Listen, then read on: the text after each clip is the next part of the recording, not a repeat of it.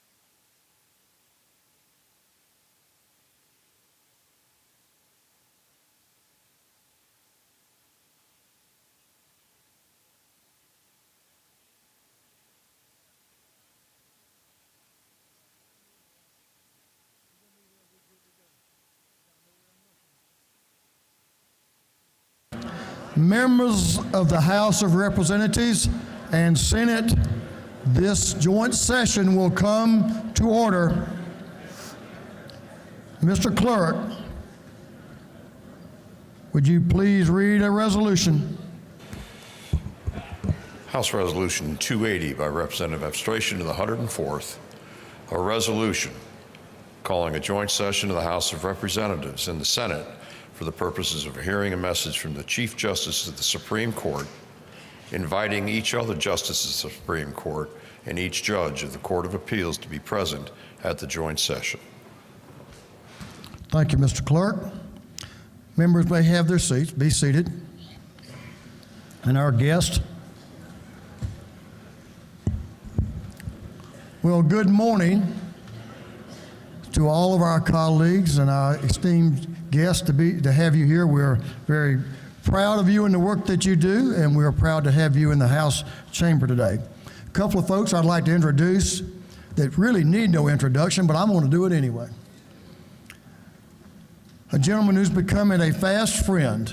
Didn't know him all that well, but he's becoming a fast friend. I have great respect for the Lieutenant Governor of the state of Georgia, Lieutenant Governor Burt Jones. Let's welcome Lieutenant Governor Jones.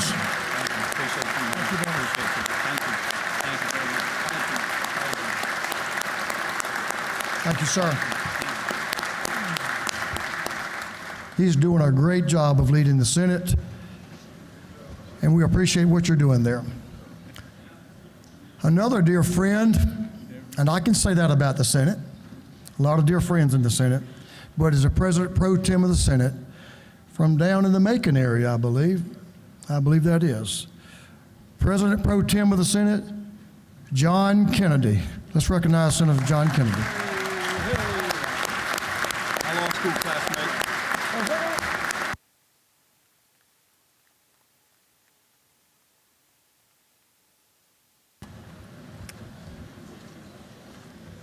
With the great honor, a great privilege,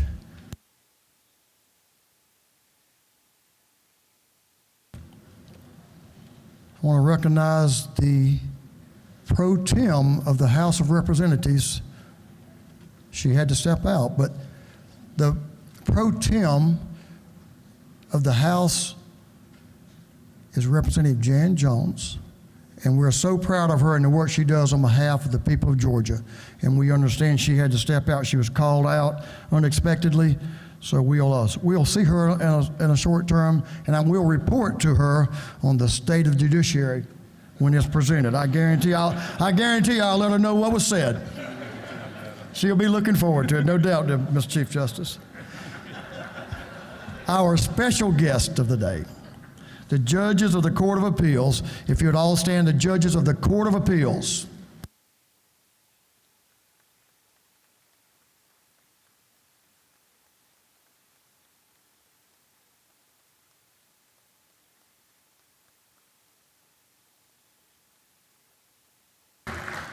Thank you for your service. Now, the Supreme Court Justices of the state of Georgia, if you'll please stand so we can show you our gratitude for your service and your work.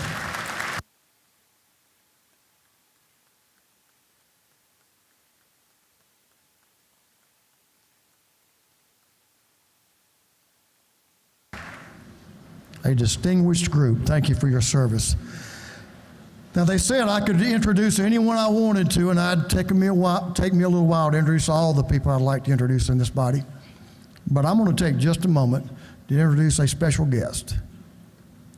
The lady that's put up with me for 46 years, my dear wife, Dale Burns. If y'all make Dale feel welcome.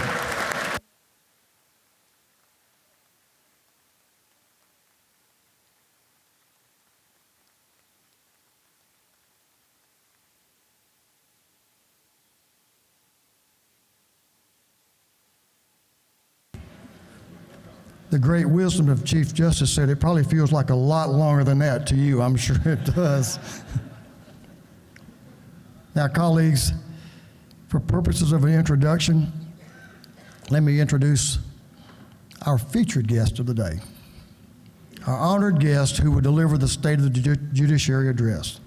No stranger to this chamber, he's a former member, having been first elected in the year of 2000. He also served previously in elected office as a judge on the Court of Appeals of Georgia and as a Superior Court judge for the Waycross Judicial Circuit. Like me, he too is a proud alumnus of Georgia Southern College.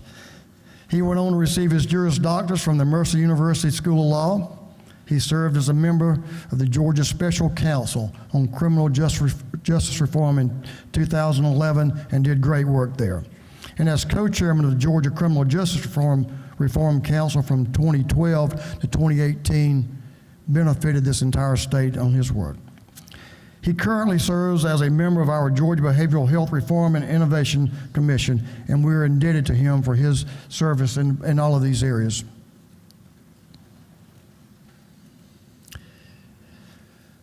It's here that I'll depart from his standard biography just for a second to tell you this.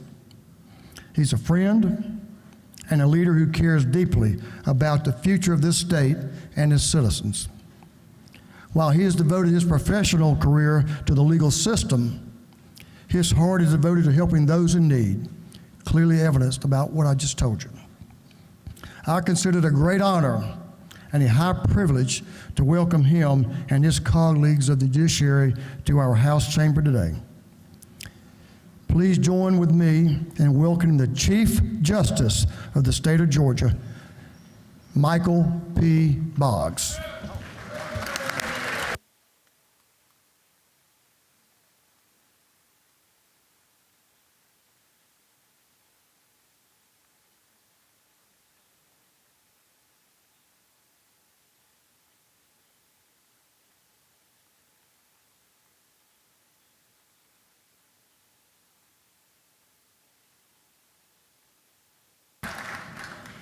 Thank you. Good morning, and thank you for that warm welcome. Lieutenant Governor Jones, Speaker Burns, President Pro Tem Kennedy, Speaker Pro Tem Jan Jones, members of the General Assembly, constitutional officers, Presiding Justice Pinson and my colleagues on the Supreme Court of Georgia, Chief Judge Rickman, Vice Chief Mercier, and my friends on the Georgia Court of Appeals, and other judges who are here with us today, and my fellow Georgians.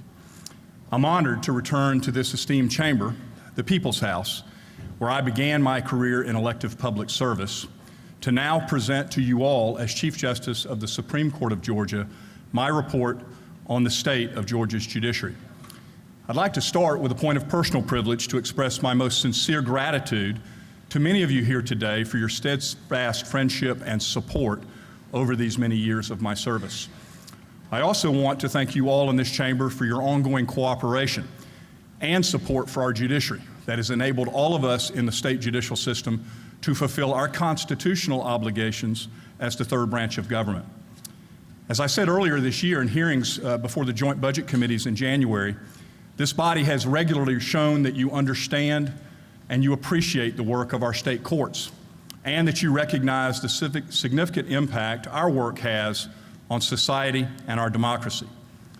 It is my hope that this collaborative working spirit will continue to improve, strengthen, and protect the administration of justice in Georgia, and in doing so will uphold the rule of law, a goal I know we all share. Over the past 3 years of unprecedented challenges, the state's judiciary has consistently demonstrated its commitment to faithfully serving the citizens of Georgia. We remain strong and resolutely focused on the rule of law in administering justice swiftly, impartially, and independently, foundational tenets of our democracy and our system of justice. As a result, I'm pleased this morning to report to you that the state of Georgia's judiciary is strong.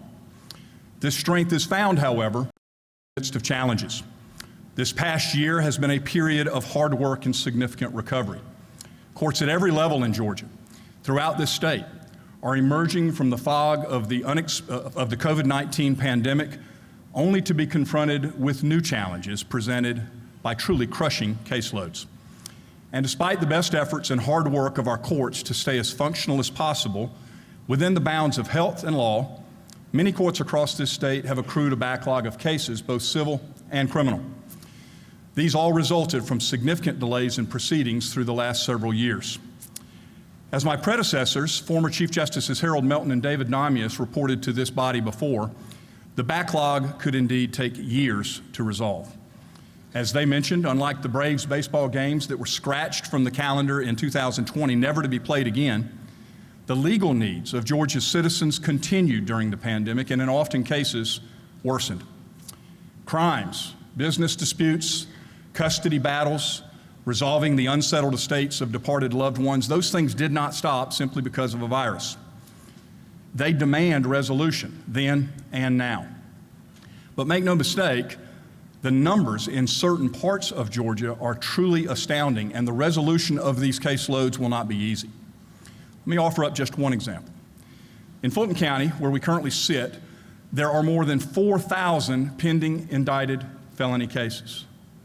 And it's critical to note that the number of pending felony criminal cases in Fulton County that were indicted during COVID is substantially lower than the number of people arrested for felonies during that same period of time. As a result, in Fulton County, in addition to the indicted felony caseload, there are almost 14,000 unindicted felony cases currently pending. Now, Fulton County is not alone. These high case volumes are present in some other jurisdictions throughout the state as well. But it's critical for you to remember that criminal cases, unlike their civil counterpart, present significant implications on the constitutional rights of the accused. They pose serious speedy trial issues, and importantly, they affect the families of victims who are awaiting justice and closure. Fortunately, Governor Kemp has been responsive to the plea of our courts across Georgia for help. And during his first term, you're aware that he committed $96 million in federal American Rescue Plan Act funds to state courts and prosecutors, another $14 million to public defenders to address and focus on the remediation of serious violent felony cases. That funding has been used for temporary space. Our courts have used it to rent temporary courtroom space to hold jury selections or to hold jury trials. That money's been used to hire temporary personnel, including assistant prosecutors, and to pay for senior judges. And importantly, those funds have been used to upgrade and modernize courtroom IT equipment. That's especially important for our courts that are continuing to use remote proceedings. And I'm pleased to report those funds are helping. After seeing a 36.3% increase in serious violent felony cases between 2019 and 2021, the circuits that received ARPA grants have reported to us a nearly 12% decrease in those pending cases between the end of 21 and August of 22. In fact, they've seen a similar decrease among all felony cases beyond just serious violent felonies and all cases in general. So in addition to those pending felony cases, the number of jury trials is also recovering across this state. After seeing a 75% drop in felony jury trials between 2019 and 20, our courts saw an increase in these trials of more than 182% by the end of 2021, and a nearly 14% in jury trials increased just during the first 8 months of 2022. But to be sure, there is still a long way to go. But our trial judges, and I want to really lift them up, our trial judges are demonstrating incredible leadership in tackling problems throughout our 50 judicial circuits. And to our trial judges, I say this: thank you. Thank you for all that you are doing and you continue to do despite challenges not seen for generations, and challenges, frankly, that we were not prepared to address. We know that you are on the front lines in the fight for the rule of law, and you should know we all depend on you. Your efforts thus far have reflected well, I think, on the judiciary. They make us all very proud, so thank you. But our work continues. The ARPA committee that I chair is continuing its hard work in implementing circuit applications for grants for calendar year 23. And based on what we've seen, you should know that the needs throughout your jurisdictions are great. We have awarded for calendar year 23, $39 million in funding to 37 judicial circuits for their efforts to remediate their case backlogs. On behalf of judges throughout Georgia, to this body I say thank you, and we are very grateful for this funding, both to you and to Governor Kemp. Unfortunately, though, as is often the case, we've learned that money alone will not fix the problem. As you all know, workforce challenges have permeated nearly every sector of Georgia's economy, from private industry to healthcare. And you should know our system of justice, particularly our criminal justice system, is not immune to those challenges. Governor Kemp and you have made workforce one of your primary areas of focus for Georgia, and I want you to know that the courts share this focus, particularly given how workforce challenges in the judicial system continue to impede our efforts to address case backlogs. As you know, for a court system to operate effectively and justly, we need every component at full capacity. That means we need judges and prosecutors, we need public defenders and court reporters, we need clerks and interpreters and courtroom security. Without any one of those critical components, the judicial system simply doesn't work. And to be clear, our judicial system is having enormous challenges throughout the state in finding the workers it needs to fill these critical positions that justice demands. For example, the Prosecuting Attorney's Council, which supports, as you know, the DA's offices in each of our 50 judicial circuits, reports that it is experiencing its highest number of job vacancies and has the highest level of turnover in recent history. In December, just 2 months ago, PAC had 43 unfilled positions statewide. Compare that to just 11 unfilled positions in July of 20. You all know Pete Skandalakis, the executive director of PAC, and he sums it up like this, and I quote, "Our criminal justice system is labor intensive.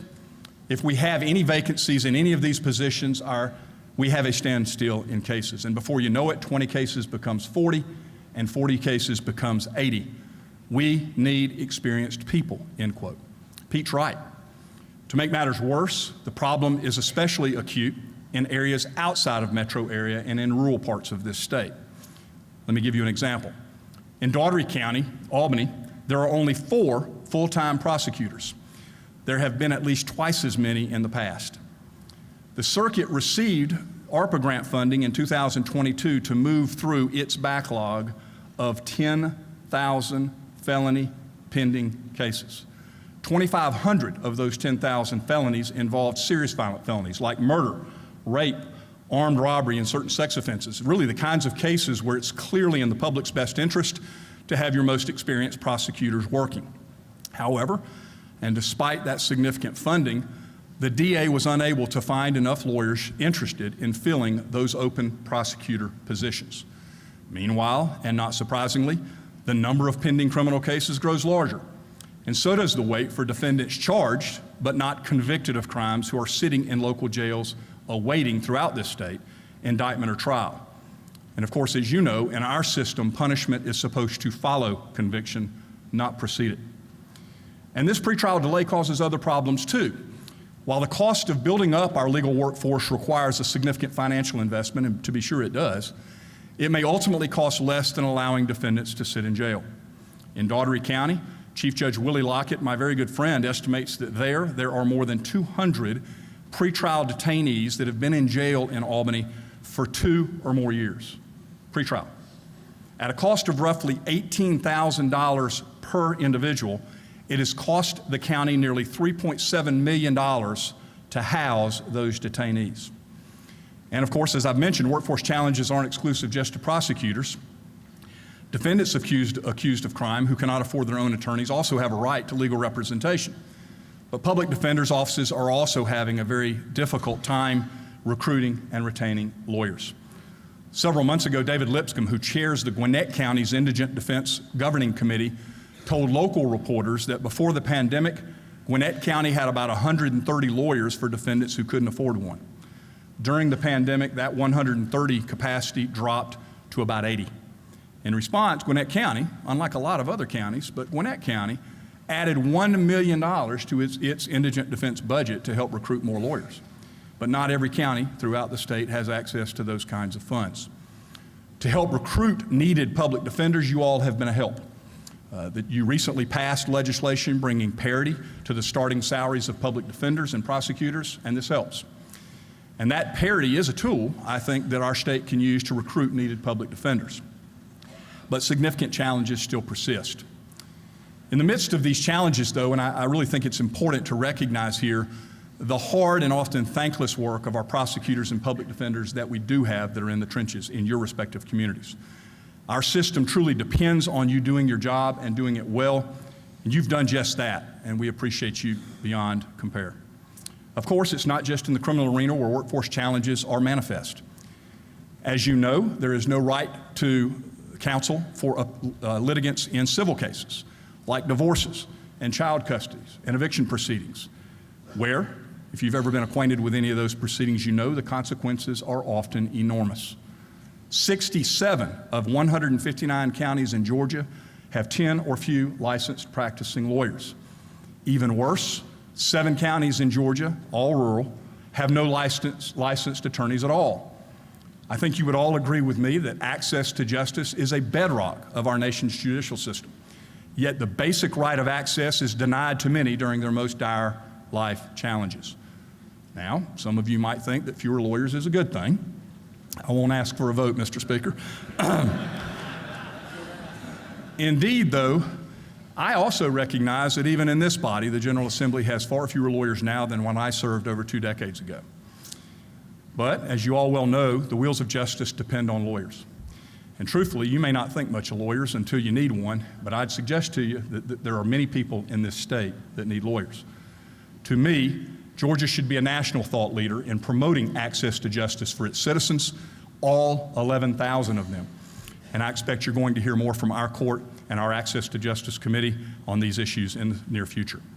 To be sure, though, I'm very proud of how our judiciary and our judges are leading and ensuring the state of Georgia's judiciary remains strong and resilient. All across Georgia, I hope you'd be proud to know that our court's judges and legal partners are looking for innovative solutions to complex and unique problems. Along the way, they're improving the administration of justice for our citizens. Let me offer just a few examples of judiciary-led programs in our state. In juvenile court in Tifton, Judge Renderhurd's courtroom was an early adopter of remote conference technology. He employed state-of-the-art devices to keep cases and ultimately the lives of children from stalling.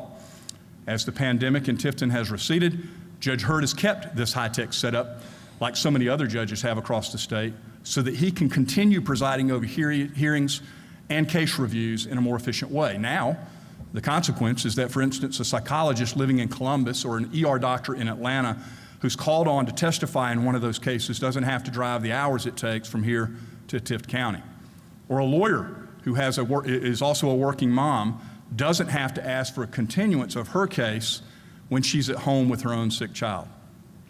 Our children, who, as you know, are at the hearts of all of these cases and may well be placed in most of them in homes hours away from that 4-county circuit in Tifton, can, through this technology, still participate in their hearings. And they can be aware of decisions that are affecting their futures, all without missing full days of school. These are real scenarios that Judge Hurd has seen and resolved with his court's adoption of technology. Another innovation is occurring in Chatham County, where juvenile court judge Roxanne Formey has founded the state's first ever treatment court for minor victims of human trafficking. Appropriately called Hope Court, which stands for Healing Opportunities Through Positive Empowerment, this unique court focuses on addressing the specific needs of youth and families involved in sex and labor trafficking.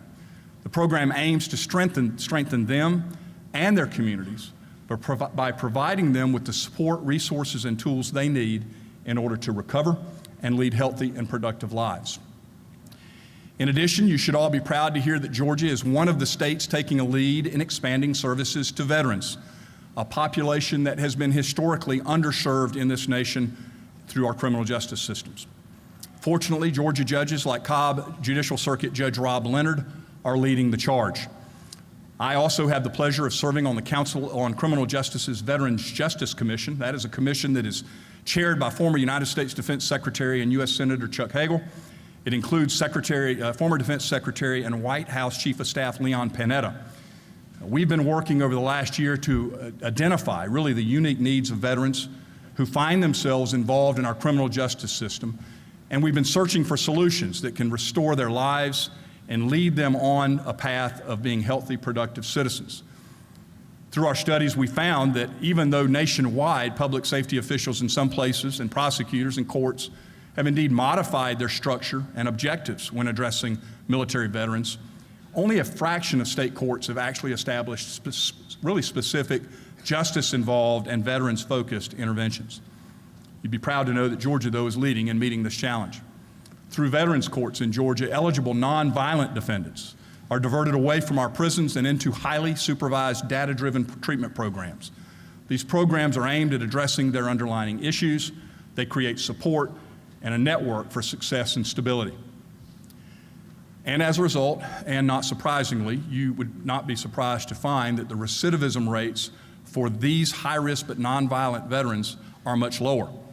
According to data from the Council of Accountability Court Judges in Georgia, veterans courts have among the lowest recidivism rates, with just 18% of graduates being rearrested for a felony offense within 3 years. By contrast, the recidivism rate for a non-veteran but similar individual who instead went to prison, that recidivism rate hovers between 60 and 81%. And if that's not enough to get your attention, these veterans courts also save taxpayer dollars. Veterans courts yield a savings of more than $13,000 per participant to the state, while costing less than $6,000. Last year alone, our veterans courts in Georgia served 337 military veterans throughout the state. Those courts produce real savings both budgetarily and in lives saved.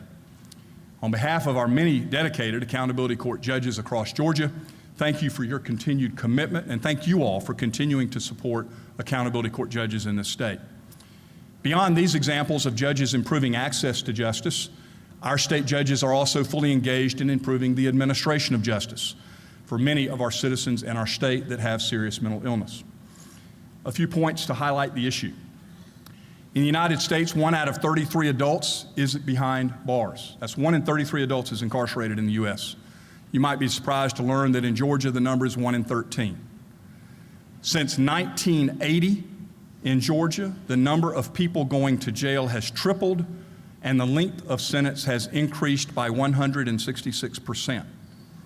I believe that much of this is attributable to deficiencies in our mental health service delivery systems. Nationwide, nearly a fifth of jail admissions involves a person with serious mental illness. A fifth.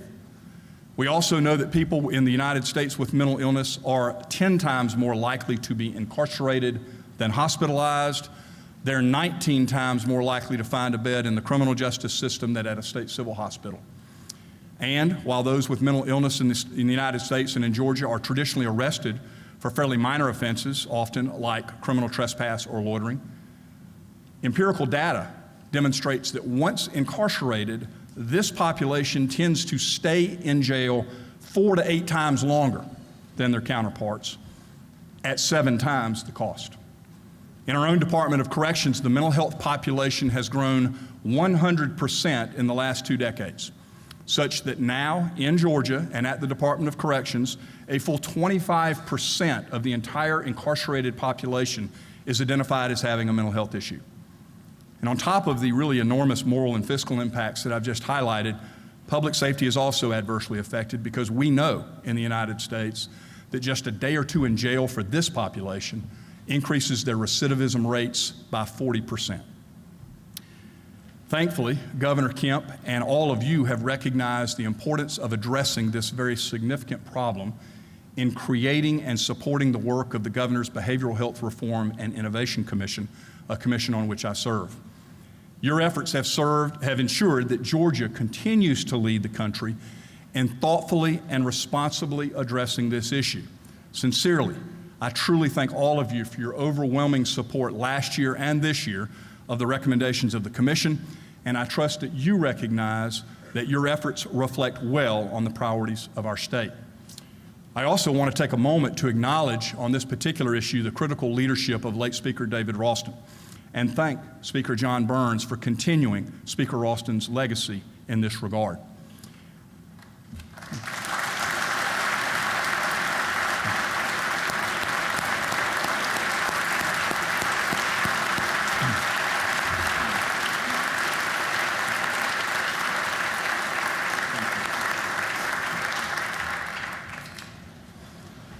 We wouldn't be here without Speaker Ralston, and I'm just so thoroughly thankful for my friendship with him and for his leadership.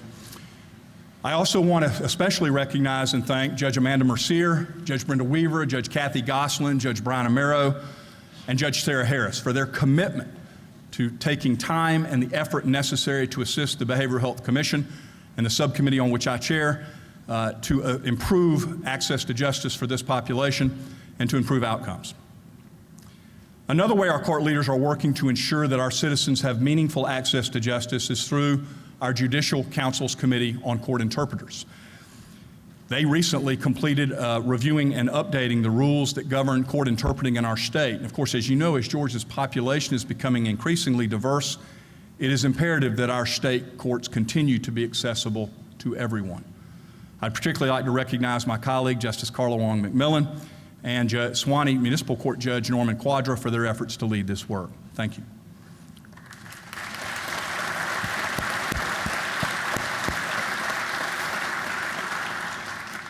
In addition to these tremendous examples, I think, of judiciary-led leaderships and initiatives, let me lift up an initiative in which one of our legal partners is also helping some of Georgia's most vulnerable children. Through a medical legal partnership, our state's legal practitioners, lawyers, are assisting children with significant health risks and chronic illnesses. In 2004, Atlanta Legal Aid pioneered a health law partnership known as HELP, where they stationed lawyers in each of the hospitals run by Children's Healthcare of Atlanta, and they established a law clinic at Georgia State University with the purpose to assist low-income families with legal problems that affect the health and well-being of these medically fragile children. In fact, through the work of these medical legal partnerships, 5 children in Georgia have received new hearts when they otherwise would not have been eligible. Help lawyers work, thank you.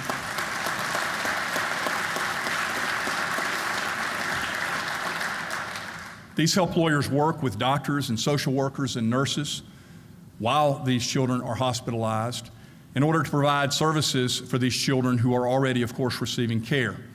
They intervene to address underlying conditions that harm the children's health, such as poor housing conditions, which can magnify chronic illnesses like asthma or sickle cell disease. They seek to assist to secure necessary special education services for developmentally disabled children in Georgia.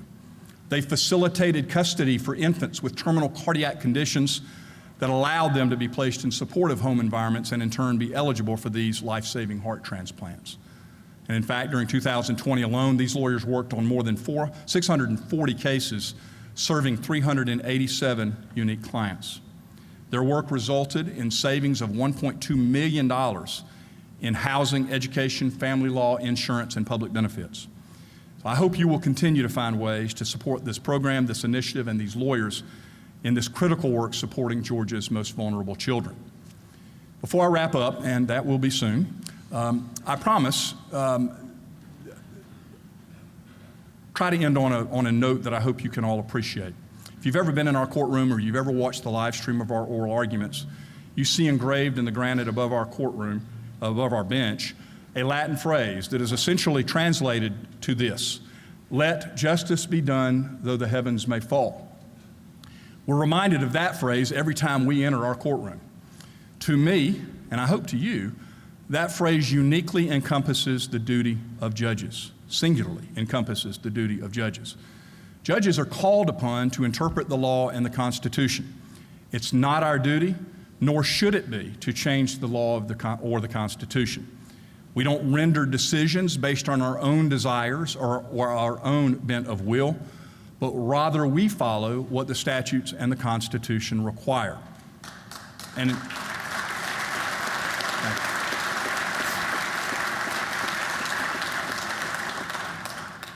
in doing so, we respect and appreciate the separation of powers and the awesome responsibility you all have as legislators to craft and shape the laws of our state.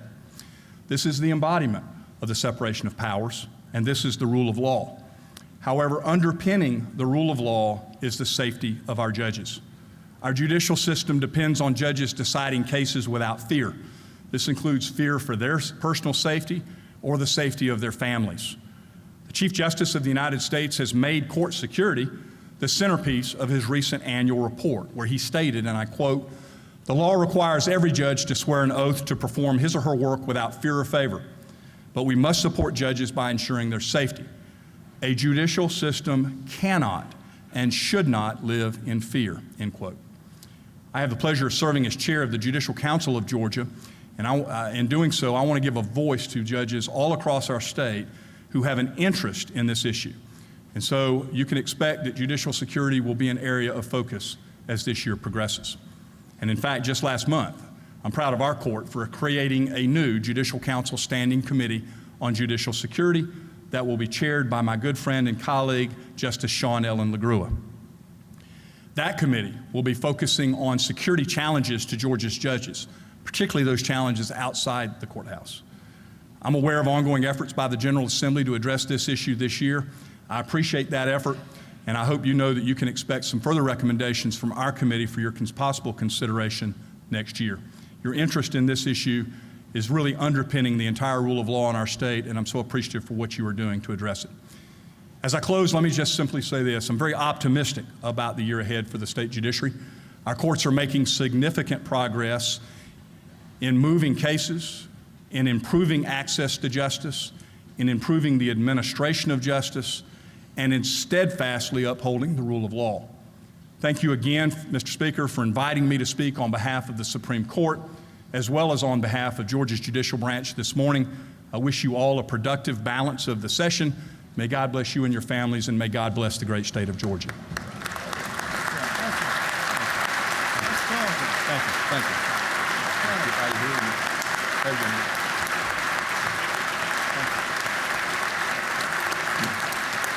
Thank you.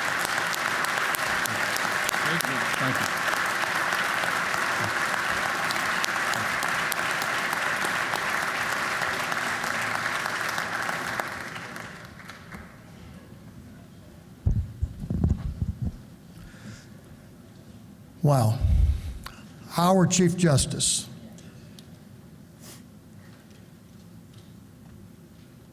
Thank you, Justice Boggs, for informing all of us to ensure that we know the facts about our justice system in Georgia. Two more comments. Georgia is the best place to live, work, and play. I like to add play in this nation, but one of those reasons is because of our justice system. It's the dedicated judges that I see in front of me, justices, and the judges around this state that make it just that. A great place to live where you feel comfortable that justice will be served. And I'm so proud to have invited y'all here today and have our presentation on the state of the judiciary. And one last comment. You have the heart and intellect of a judge. There's no doubt about that. But you have the heart of a compassionate man, individual that wants and is serving all of the people of Georgia. And we love you and appreciate you, if I could say that about a justice.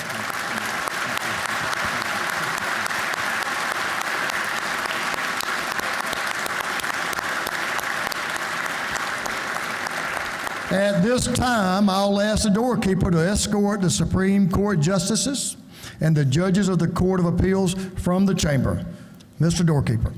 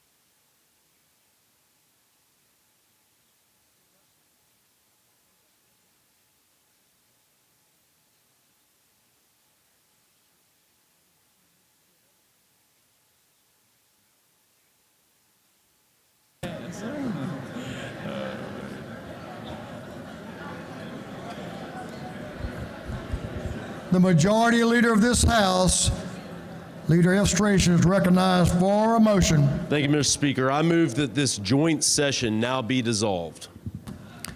The majority leader of this House has moved that this joint session be dissolved. All those in favor of the motion will say aye. All those opposed say no. The ayes clearly have it, there's no doubt, and this joint session is thereby dissolved.